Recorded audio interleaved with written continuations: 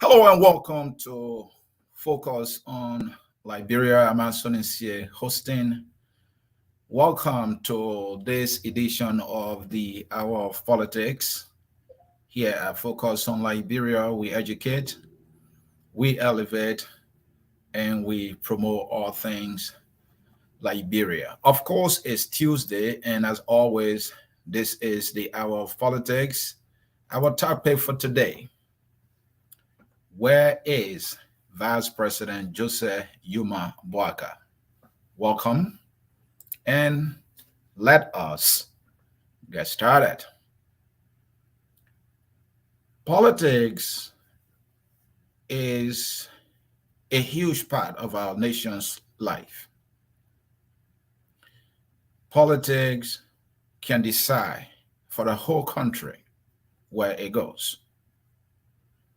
In Liberia, as we know, politics is a huge part of the nation's life because economically, I would say our nation is zero, especially when it comes to productivity and the necessary opportunities, especially jobs for young people. There is a sector called government. It is that sector that provides at least a little more of an opportunity for the country. That is the government I'm talking about.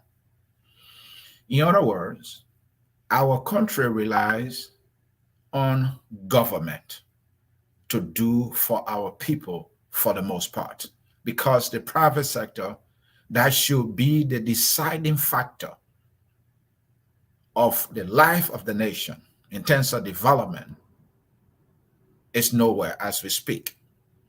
So unfortunately, the inconvenient truth is that we rely on our government to improve our country, and rightfully so, right? We should rely on the government because that's the only thing so far we own. That is the only institution that should be able to provide all the necessary basic social services for our people: education, health, infrastructural development, and you name the rest. And this thing called government is decided in a way that the people must choose somebody, must choose a party, must choose a group of people to lead it. And if we don't choose the right people, chances are always that we get in trouble, not only politically, but economically, and also in terms of the social well-being of our people. And so the history has been poverty. The history has been undevelopment. The history has been poor educational facilities, and you name it. What I'm saying to you is the people we elect today, unfortunately, get to decide where we go, how we live, whether our country gets the development it needs or not. And so let us come to the topic. Where is Joseph Nyuma Boakai? Mr. Boakai, like many others, are running to be president. Where is he right now? And this question is fundamental. It is not an attempt to pick on the vice president. It is an attempt to ask a legitimate question about a man who has been given so many names, about a man who wants to be a leader of the country. And given where we come from, individuals we've elected who have not been out of the tax, who have left off with nothing but poverty, terrible institutions, dysfunctional sectors and all of that, it is about time we ask this question, because Mr. Boakai has the potential to become president. Mr. Boakai, there is a possibility that he can become president. Anything is possible. My greatest philosophy that I live by is anything is possible. So Mr. Boakai can be president. Mr. Boakai came second, by the way, in the last election.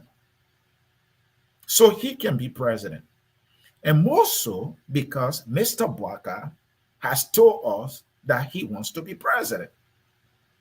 And we are at the critical juncture as a country. The politicians will always tell us that we are at a crossroad as a country. Who becomes president tomorrow or in the next election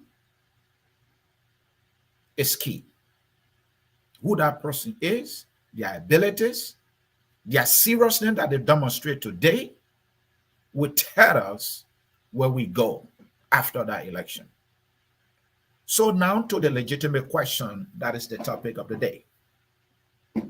Where is Mr. Joseph Nyuma Boakai? Some people call him Dr. Boakai. Some people call him JMB. Those who have so much affection for him, in fact, affectionately, he's called JMB. I like that JMB name. So where is Joseph Nyuma Boakai? We are told he's a just man. He needs to start with the letter J, Joseph. J stands for maybe just, right? Where is the just man? And then his second name starts with N. He's a nice man. And then his last name, Boakai, it starts with the letter B. The letter B can be used to spell bow, AC or bow leader. The letter B starts with the word better, a C or better leader. Can he be a better leader? So Joseph Boakai can be a just leader for the country. He can be a nice leader for the country. He can become a better and a bold leader for the country. J and B. Just, nice, better, president. Is that what you want? So let me do the analysis of our topic for today. Where is JMB? When I say where is JMB, I'm not asking you where he's sitting right now. I'm not asking you what country he's in right now. It is to find out what is he up to. Is he actually running for president? So let's look at some pieces of the puzzle. Of recent, President Weah gave a major speech, a speech in which President Weah told us that our country, starting with the economy, is growing and that it is stable. That was what President Weah said. Many people believe that the nation's economy is not growing and that it's not stable and that it was a lie. Did we hear from Joseph Nyuma Boakai, who wants to be president? Or did he allow what we know to be false that President Weah told us about our country to sink down in the hearts and minds of Liberians without Joseph Nyuma Boakai coming to tell all the truth that he knows about our country? Where was he? And by the way, Mr. Boakai's party, the Unity Party, did give a response, I believe, 3 days after President Weah did give his State of the Nation's address to the nation.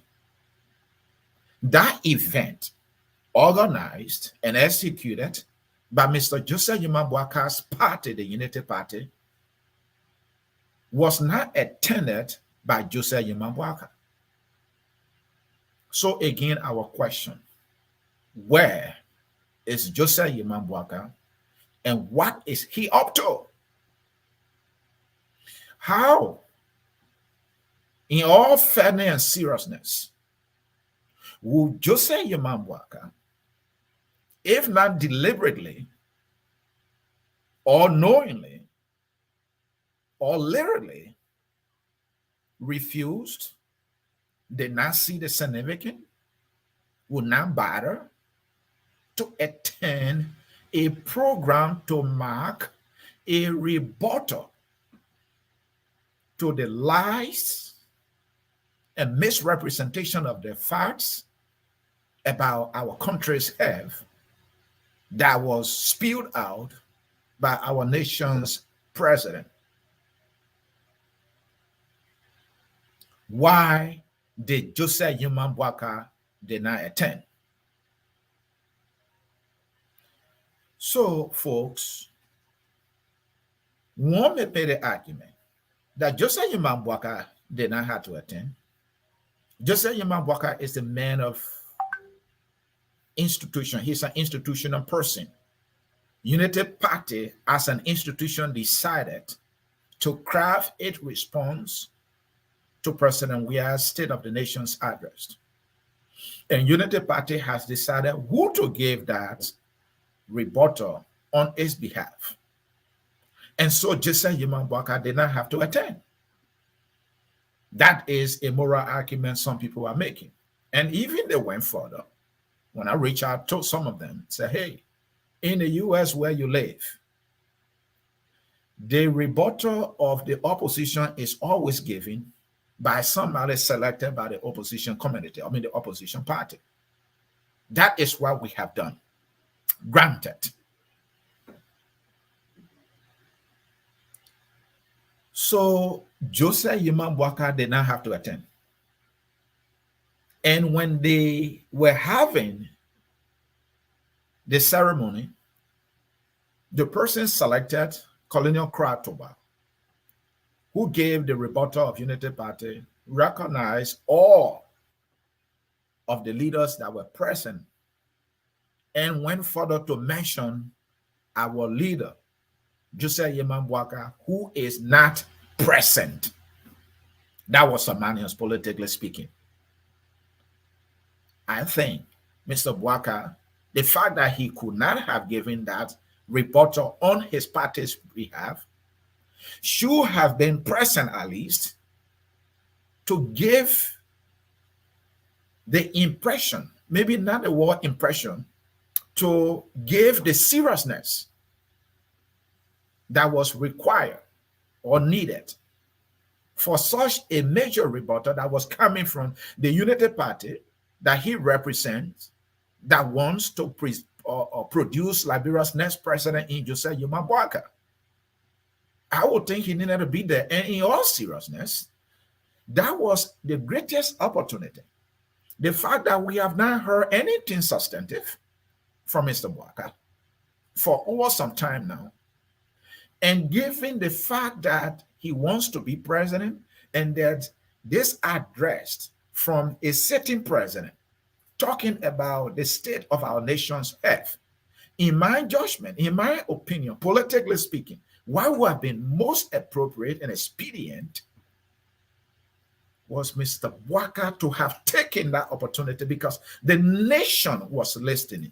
The nation wanted to get a second assessment of the nation.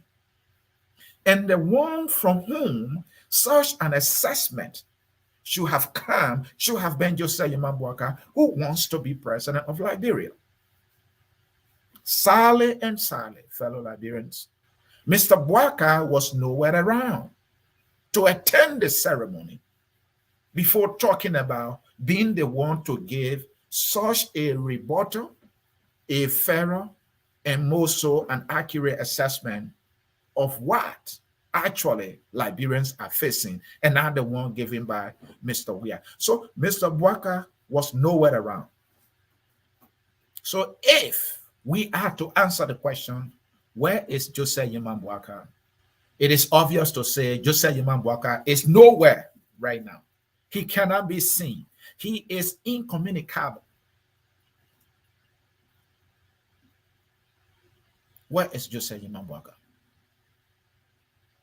Where is JMB? Now, he is the head of the CPP right now. The CPP is dead. Honor his word. We are told that he is a man who is good at resolving issues. Not only are we told, He himself went on record on the BBC to say that I am good at resolving issues. I have the track record of resolving issues. The one who has the track record of resolving issues, honor his capable hands. The CPP is dead and it's been buried. Before even talking about honor his leadership, the CPP, he promised us that he will resolve its internal wranglings. He could not at least give a rebuttal to President Weah lies in the name of the CPP. In fact, on his watch, the CPP in its factions giving individual rebuttals to the president's State of the Nation address. The Nyumly wing of ALP, which is a member of the opposition community, did give its own rebuttal. Elizana Cummings, another faction of the ANC, of the CPP, or the ANC, which is another faction of the CPP on Boakai's watch, also gave a belated, unfortunate rebuttal 7 days later, something that registered nothing but a complete letdown and failure and unseriousness on the part of the ANC. Just maybe if Mr. Boakai was this leader Liberia is looking for, that some Liberians see in him, as he promised he would have united the CPP who have given a united and robust rebuttal to President Weah lies. But under Boakai's leadership, that was completely far from the truth and completely contradictory to his promise that he made to his countrymen and women, that he was going to resolve the conflict in the CPP. So again, we beg the question, or we ask the question, where is Joseph Yeman Boakai? Now, his handlers, those who are malishing Boakai, are saying to us, Mr. Boakai is in the country. Mr. Boakai is providing leadership.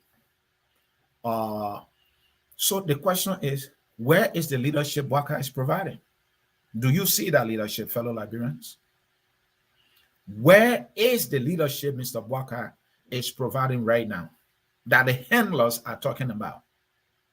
He was nowhere at its response to the nation's address. He's nowhere in resolving the issues in the CPP. His handlers are even telling us, giving flimsy excuses for him, that the crisis in the Unity Party is within individual parties and not the Unity Party. Meaning, the ALP is the one that is fighting the ANC. Unity Party, as a constituent member of the CPP, has no face to fry in what is a fight between ALP on one hand and what is also a fight between Benny Nayure and Elizana Cummings on the other hand. More so, the handlers of DMB are making us to believe that what is going on in the Liberty Party, where the Liberty Party is divided between Nyumly and Dillon, a wing that supports Mr. Boakai, and Musa Belete, a wing that supports Mr. Boakai's opponent, Elizana Belande Cummings, is not Boakai's business. And so where is the man who told us that he has the track record of resolving issues? Again, where is the elderly statement? Where is this wise man? Oh, I get it. The demonstration of this wisdom that he has is to let this fight go on, because somehow he's wise enough to know that it's going to benefit in the end, because it destroys the ANC, it destroys the Liberty Party, And in concept, we can arguably say it destroys the LLP and then it makes the United Party look good. Really. This is the wisdom. This is the leadership. And let me remind you quickly. Leaders, the way you get to know one for who a leader is, for whom a leader is, that is when that leader has the tenacity, the fortitude, and the courage to resolve debilitating issues that have the propensity to destroy an institution. A leader sees that potential danger. A leader understands the benefits in resolving such issue. And the leader focuses on the bigger picture. Let us agree on one thing here, that the CPP has been an experiment that has shown some results, that when it hosts, it wins. We saw that in the by-election. So this CPP, these leaders were wise enough to have seen that coming together, uniting their strength, was a silver bullet to dethroning President Weah. They put that experiment to test, and they got the preliminary results that this thing works. And out of a sudden, they have become so short-sighted. Out of a sudden, they have lost their wisdom. Out of a sudden, they have become narrow-minded. And out of a sudden, they are destroying that which they had a vision, they have built, they have prospected, they have experimented, that have shown some semblance of workability, if I can go satire here, and they are throwing it in the toilet against their own prospects. And I know, and the most debilitating of it all, they have allowed directly and indirectly their surrogates to go at each other's throat, destroying painfully what has been proven to work for them. And so these people are not leaders. But emphasis today is on Mr. Boakai. Where is he?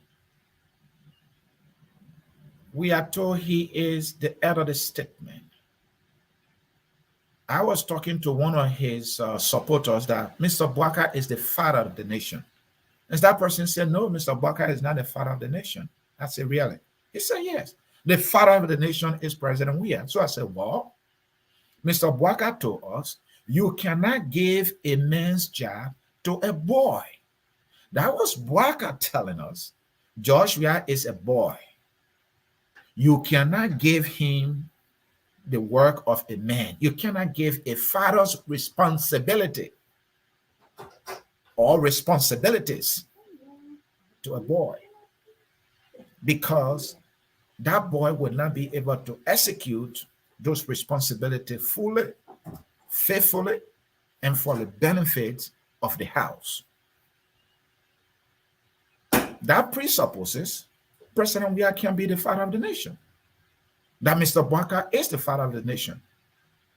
And to speak more about it in a more logically truthful fashion or sense, Mr. Boakai is a male who is Liberia's most immediate statesman or official of government.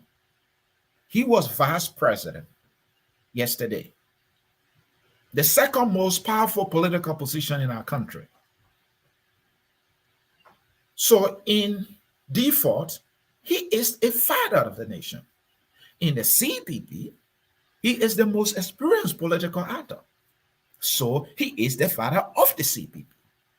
And under his watch, all we see is chaos of all sorts, insults from his supporters, not stop. Where is he? Now let's come to something here.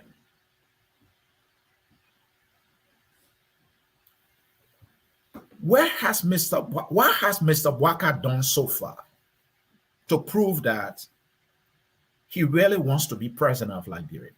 What has he demonstrated?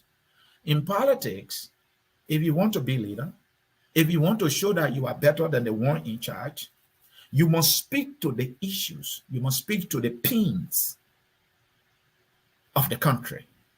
What hurting the citizens? What affecting the nation's future? Those are the things you must speak to. And to them, you must speak faithfully. To them, you must speak consistently.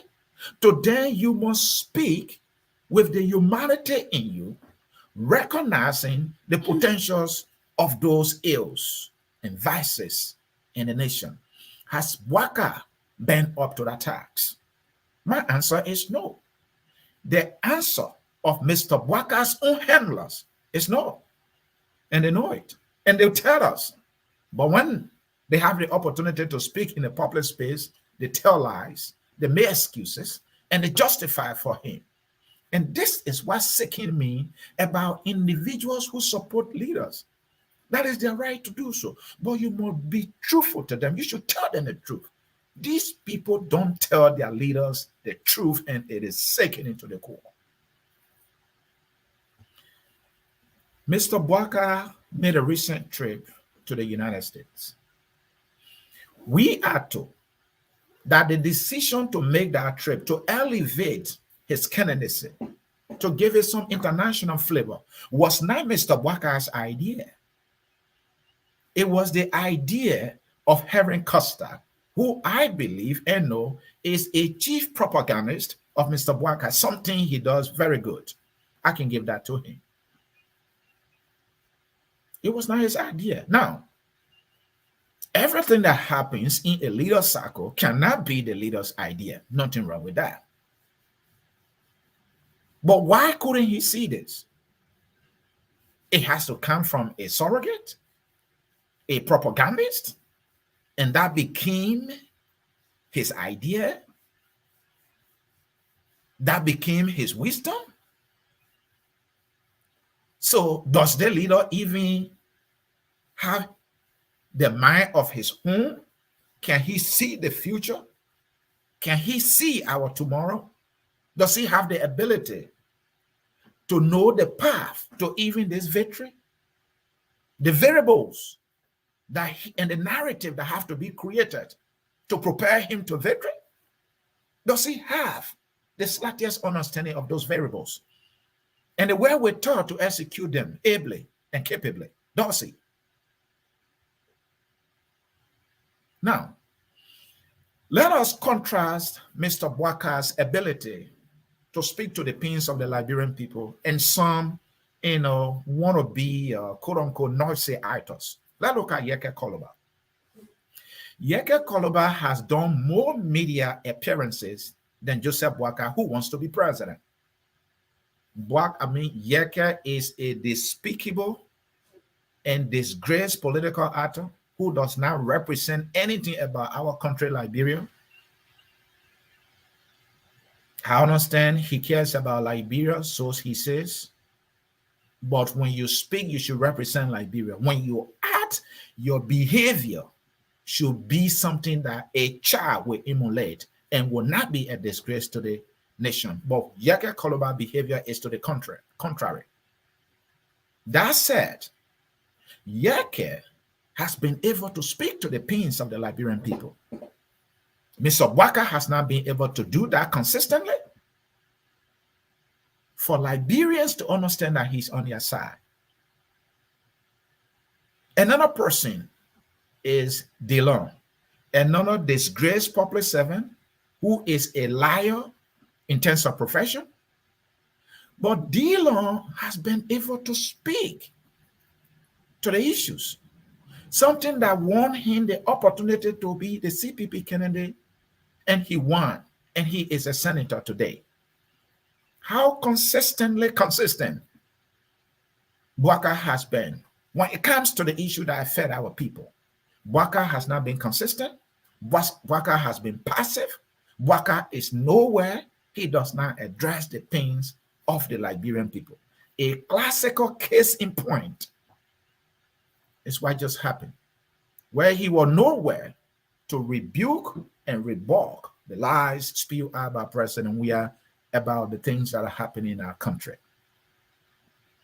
So Boakai is not holding this government accountable as a potential president. He's not doing it. He's not up to the task. And why this failure, by the way? Now, what Boakai has not been able to do, ordinary talk show hosts have been able to do it. Talk show hosts who are now running for president, they have been able to consistently articulate the issues, speak to the issues that affect our people. A video gone viral about a young girl. One of Boakai's supporters told me, well, Mr. Boakai, he lighted candles concerning the stabbing that happened in Nekru town. Lighting candle, anybody can light candle. A leader who wants to be different will project himself of doing something differently from the one in power. What Mr. Boakai has done does not register any difference that he will make should he be elected president. So talk show hosts are even doing a better job of holding their current administration accountable, speaking to the issues. Yeke Kodoba is doing a better job than Boakai. The law is doing a better job than Boakai. And many others are doing so much better when it comes to holding the government accountable than Boakai. In fact, Mr. Boakai has now been able to visit most of the counties in Liberia since he lost the election. What is stopping this man from doing that? I'm trying to be in Boakai's corner here. It will benefit him politically. Should he visit our county, thank our people, especially those who voted for him, and remind those who did not choose him to choose him this time around, that he will be up to the task. But he has failed miserably at this. So let us ask the most serious question. What is expected of somebody who wants to be president? Somebody who wants to be president must show that they are actually a presidential candidate ready to lead. As we speak, Joseph Nyuma Boakai does not have a team in place. I know a handlers will tell you, well, campaign is far away. He does not have a team as we speak. He does not have a campaign team. But in 2017, when Mr. Boakai was running, we saw that in 2016, some structures were in place for Mr. Boakai. So one must ask, is Mr. Boakai actually running here? If Mr. Boakai is running, how come he's attending meetings intended to buy him out? How come we have not seen him introduce his team to us? Again, those who are good at justifying for their leaders will say, well, we are in a collaboration. The collaboration has not decided a ticket. So Mr. Boakai cannot decide a team as we speak.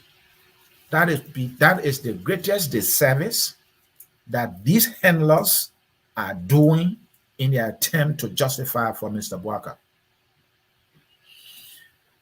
Mr. Boakai has to wait for CPP to decide before he puts his team together. And you say you are serious about that? No, that does not project any seriousness whatsoever. So, folks, talking about the CPP, that Boakai promised that he will unify, will reconcile. Mr. Boakai's party voted, they has been confirmed by people within the Unity Party, to pull out from the CPP. Mr. Boakai handlers told us that they cannot stay because it is not getting away. And for them, they can make it to the second round and they can go to that second round and beat George Malawia. So they don't necessarily in the CPP. So in their own judgment, with the acquiescence of Mr. Boakai, they voted to pull out. But Mr. Boakai, as the leader of the Unity Party, is yet to effect that this thing happens.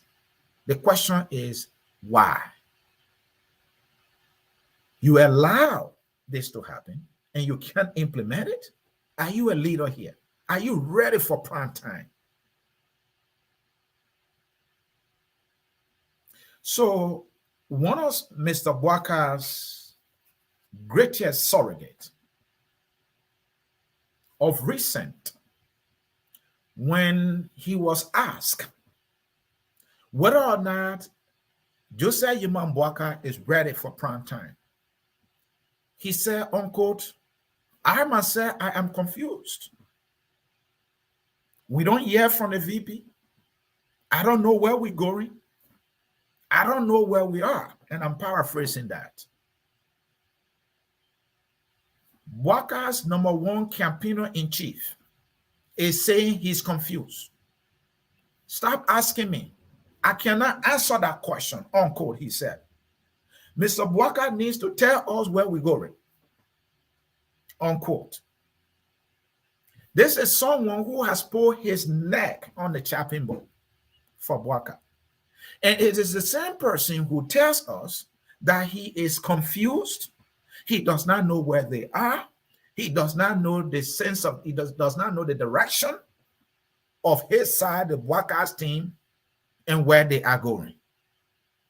Now, if that does not tell you that Mr. Boakai is not ready, if that does not tell you where Mr. Boakai is with his decision to be president, then nothing else can tell you that.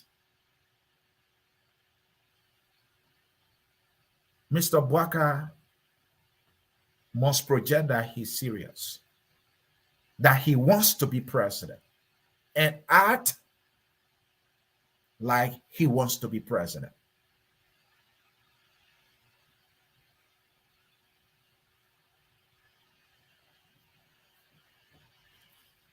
You know,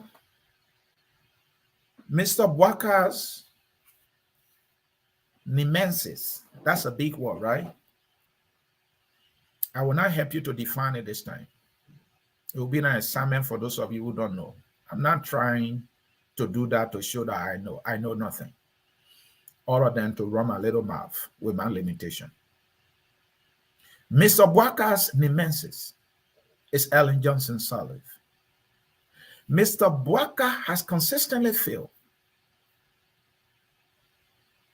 to get Madam Ellen Johnson Sirleaf on his side. That is a serious and consequential problem for him. He knows it. His handlers know it. And yet, he and his handlers combined have this nightmare of theirs, not only because they do not want Ellen on their side, it's because they both combined are incapable of engaging Ellen Johnson Sirleaf, giving her solid reasons why she should support Mr. Boakai. I'm not trying to exhort Ellen Johnson Sirleaf as some kind of political girl who, when not on your side, you are politically doomed. It is a reality. It is a fact. She is connected. Even George Malawia, one of Liberia's most popular person who will become a popular politician, won today, not more so because of his own popularity, but equally so because he got the blessing of Ellen Johnson Sirleaf. That helped him. He tried in 2005, failed. 2011 with Winston Tubman, an icon in, let me not say the word icon, a career diploma in a United Nations circle. They felt that Mr. Winston Tubman would have salvaged his limitation. That did not work. Not until he got Ellen Johnson Sirleaf blessing. I'm not saying he won more so because Ellen Johnson Sirleaf supported him, but I'm saying that was part of his success, or in other words, that contributed to his success. And Boakai, your most immediate boss, it is because of Ellen Johnson Sirleaf's decision to say, Mr. Boakai, be my vice president. We are even thinking about Boakai becoming president for life. If Ellen Johnson Sirleaf had not chosen Mr. Boakai will not be in the narrative in the conversation today as to who becomes Liberia's next president. So for Boakai to sit there all these years and think that man, Ellen Johnson Sirleaf, he can be president, it's just laughable and shooting himself in the leg. Again, I ask my question, the topic, where is Joseph Nyuma Boakai? Now let's talk Unity Party politics a little bit. And let's see where Boakai is with that. Unity Party is divided. There is a Boakai wing. Those who believe that Boakai was ostracized during the Ellen Johnson Sirleaf, Boakai's time in power, and that he did not contribute to most of the major decisions, that he was not part of the correction. Some people believe that. They are loyal to him. They want him to be president. But there is that winning side of Unity Party, which is the wing of Ellen Johnson Sirleaf. That wing has the potential to raise money. That wing is more connected. That's the Americana. That is the Gafran. That is the Ellen Johnson Sirleaf herself. And many others who I can't name now. That side, that wing, that block of Unity Party is the winning side. The Joseph Nyuma Boakai, and I'm sorry to tell you this truth, is just can't let go. That is the side that just want to belong politically. That is the side that does not have the political gravitas. That is the side that does not have the political standing. That is the side that does not have the political wherewithal. That is the side that enjoys nothing but a sympathy. That is the side that looks better now because Joshua is a Desmond failure.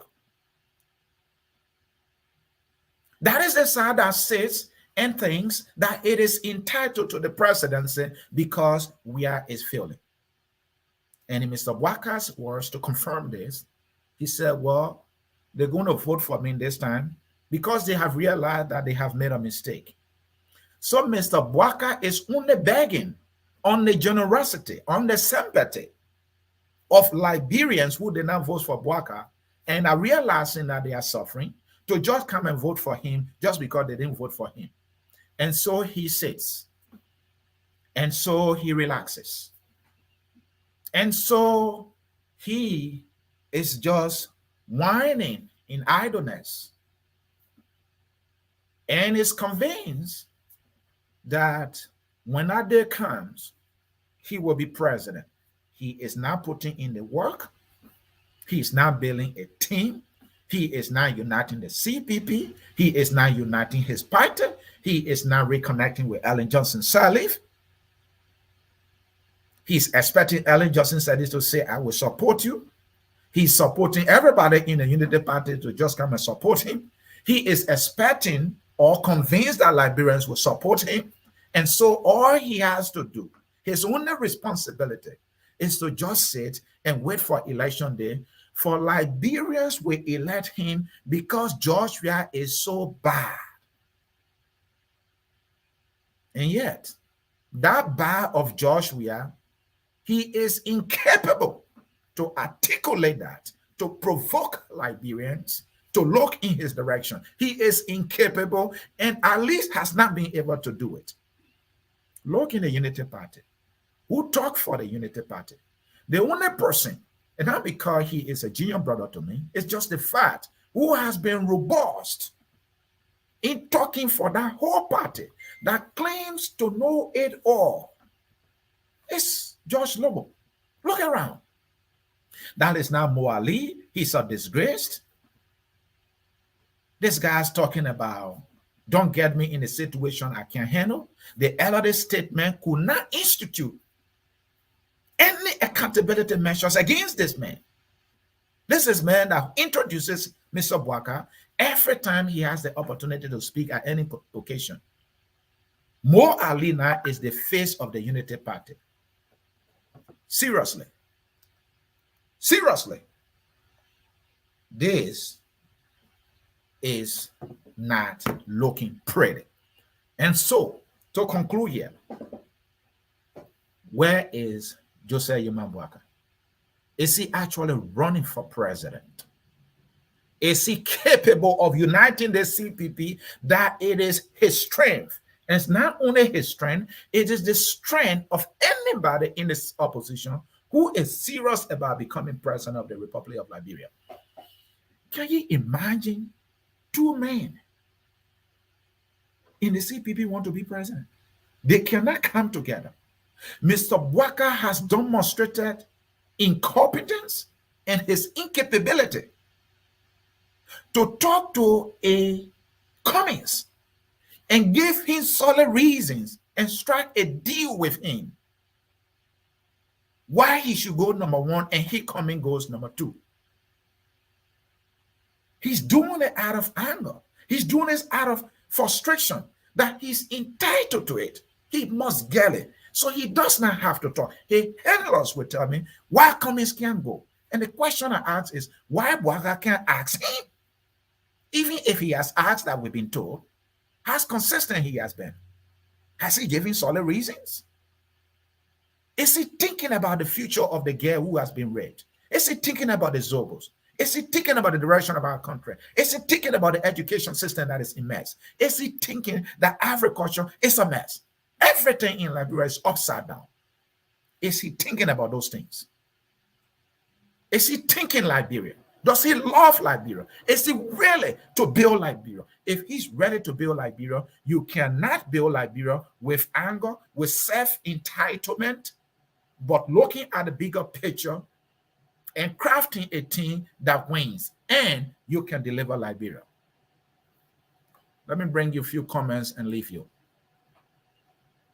Just wanted to do an analysis here and just leave. And I think I will leave the comments because of time. As many of you, I mean, you are not aware actually. I travel, so I am not in my well-equipped studio where I have everything I need to do everything. I will have taken course, but I don't have everything here. Maybe I shouldn't tell you. So let me conclude. Mr. Boakai, if he's running for president, he needs to act like one who is running for president. That is speaking to the issues that affect Liberia consistently, articulating them, holding the current government accountable, and not being nowhere and doing nothing and feeling entitled.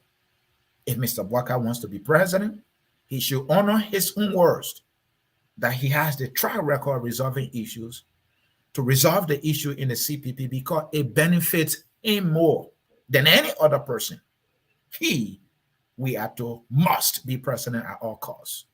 So he must unite the CPP. It is hard, but that is best for him. It is in his interest. It is in the interest of the country by default because they told us that when he wins, Liberia will be better. So you have to see what is your winning path. You do not want to go in an election where you have two stronger opposing sides. You don't want to go against Wea. You don't want to go against Cummins. You don't want to go against Tiawan. You will rather go against Wea with the other individuals behind you. It guarantees the possibility of a Boakai victory.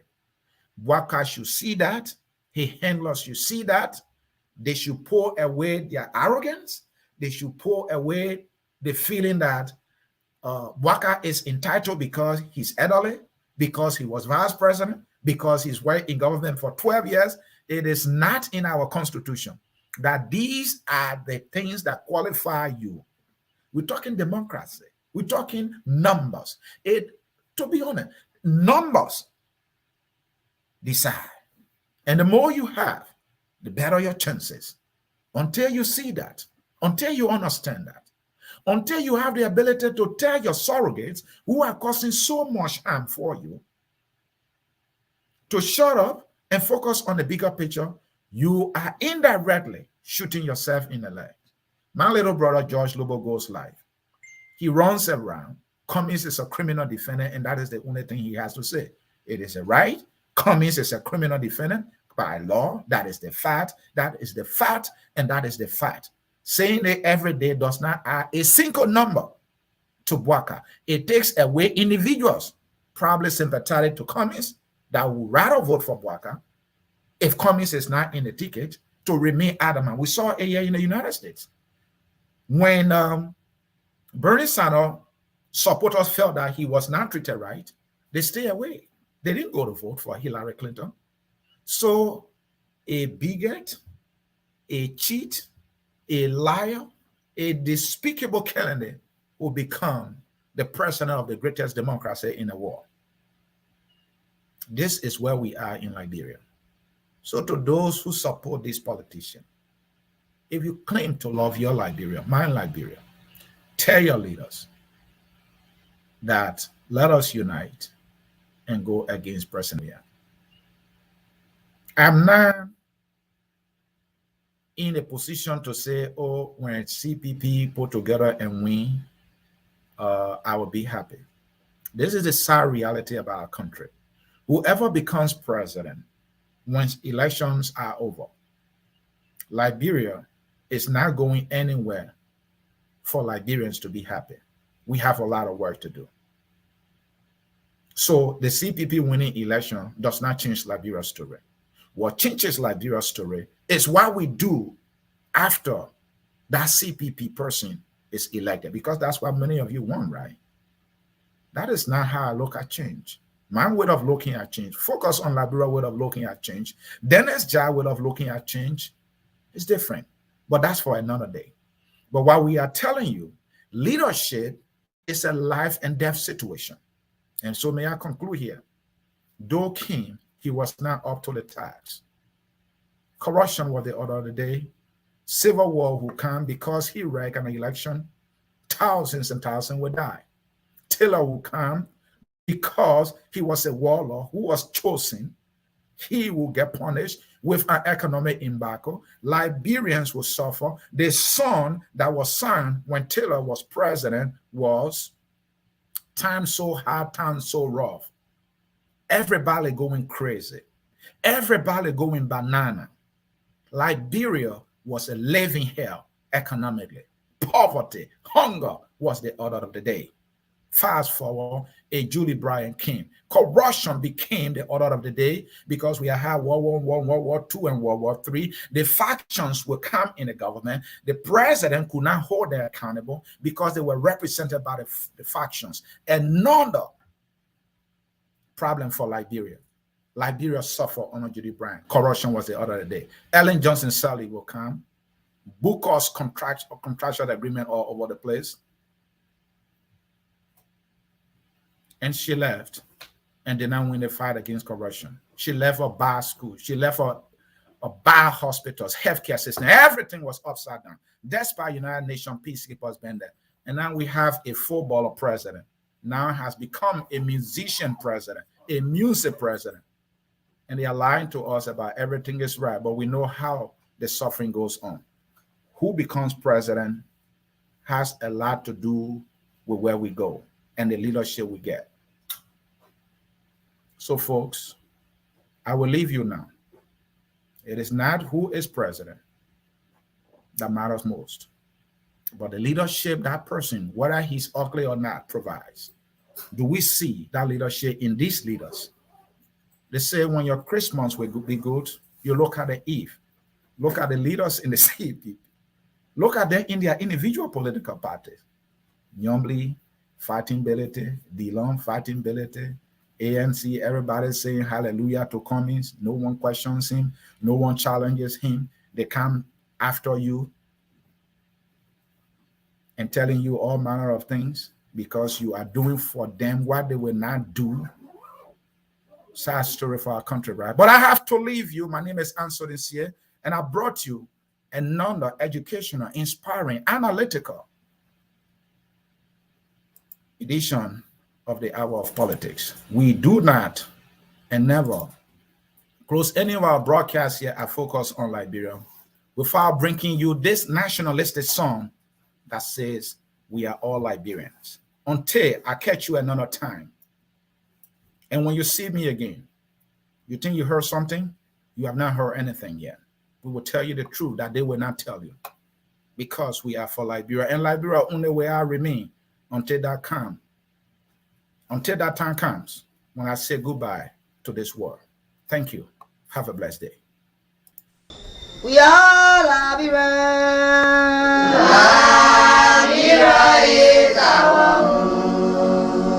Liberia people.